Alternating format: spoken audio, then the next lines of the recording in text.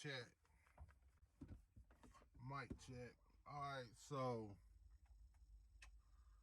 this is part one of a three-part video. The purpose of the video is to help make magic simpler. Alright, I want to give out some tools and some suggestions that the absolute beginner can use to help them craft their own magical ritual that is personalized for them. All right. So when I say the absolute beginner, I mean the person who has little to zero experience in practicing any of this shit. All right. So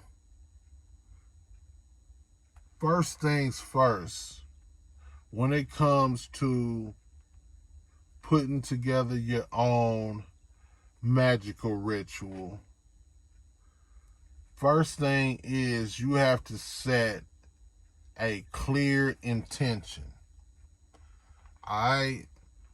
Because, I'm going to read a little bit. I'm also going to read some out of this book right here by Philip Cooper. I'm going to read some and then I'm going to chime back in and we go from there. All right. So it says, decide the intention exactly, even if this means writing it all down. Mentally think it.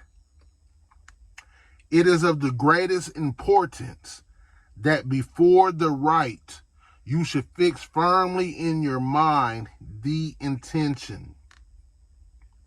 Is this possible to achieve? Be realistic and ask for something within the realm of possibility. Link your intention to your ritual. Determine that your desire means the same as your ritual. All right, so we start there. So the importance on setting your intention, you need to know exactly what it is that you want. The exact outcome that you desire. All right. Whatever result you're trying to bring about, you need to be able to see this, picture this clearly in your mind. All right.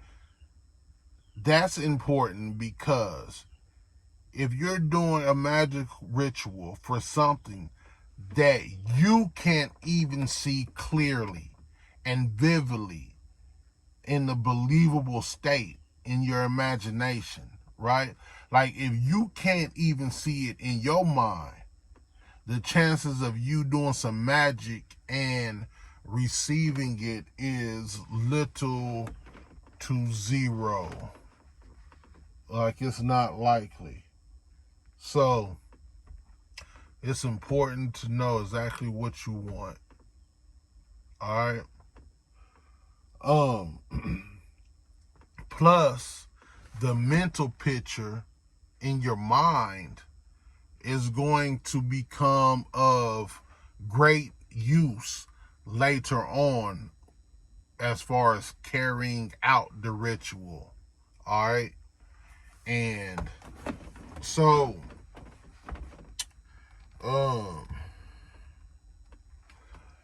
your intention, the importance of setting a clear intention, because you're crafting this magic ritual, right? Now, everything, the entire ritual is going to be crafted around your intention. All right. Everything that you incorporate into your ritual is going to tie back to your initial intention. That's what it means in the book when he says, determine that your desire means the same as your ritual, right? The physical objects that you're going to incorporate in your ritual they are only being integrated there because they're representing an idea that exists within your mind. All right. So if a female is doing a romance spell, right? She wants to do some magic to usher in the energy of romance more into her life, right? So maybe she would think, when she thinks of romance, like the things that come to her, like her own, the things that come to mind, like say a rose, flowers. To her, a person giving a person flowers is romantic, right? So she might then decide to incorporate some roses or some rose petals in this ritual that she's doing, all right? Because that's something physical that represents an idea that exists in the astral world, all right? So it's kind of aligning your physical environment with what's going on in your motherfucking imagination, all right? So starting with intention, you know what I'm saying? Like, that's where it all starts. Everything else is going to link up like a chain, you know what I'm saying? And it's going to be like a whole bunch of hints and clues that's all gonna like come together and tie in to tell one big story, which is your intention manifesting into your life. All right, so another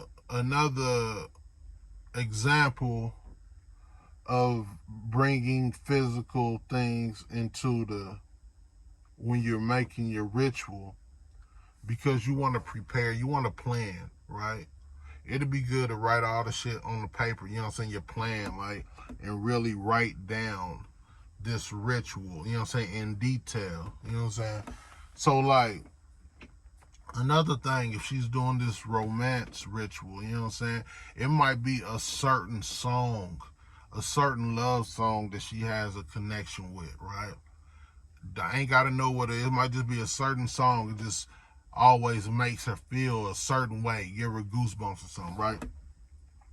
So then that song, she could be, during this ritual when she's performing it, she could have that love song playing softly in the background. You know what I'm saying? Because that song represents this idea of romance that she is manifesting, all right? So,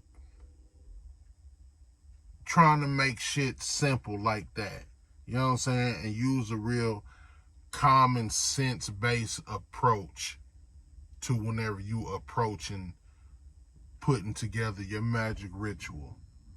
All right, but we're gonna leave the video there. You know what I'm saying? I don't want to talk it too much and just be on here babbling.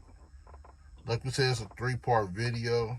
Like, shit, we're actually gonna do the ritual. Like, we're gonna put it all together and all that shit. But anyway, that's that.